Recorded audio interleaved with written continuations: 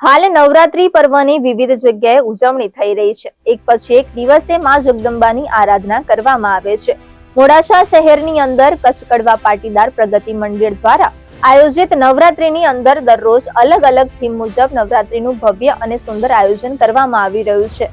જ્યારે કચ્છ કડવા પાટીદાર પ્રગતિ મંડળ દ્વારા સિંદૂર થીમ અનુસાર ગરબાનું આયોજન કરવામાં આવ્યું હતું, જેમાં સૌ કોઈ હાથમાં રાષ્ટ્રધ્વજ અને ખેસ પહેરી ગરબા ઘૂમ્યા હતા અને સમગ્ર ચોક જાણે કે દેશભક્તિના રંગમાં રંગાયો હોય તેવી અનુભૂતિ થઈ હતી। ખાસ કરીને દેશ માટે બલિદાન આપનાર વીરોને યાદ કરવામાં આવ્યા હતા। આ પ્રસંગે અરવલ્લી ભાજપા પ્રમુખ ભીખાજી ઠાકોર તેમજ નગરપાલિકાના પ્રમુખ સહિત ભાજપના આગેવાનો પણ જોડાયા હતા।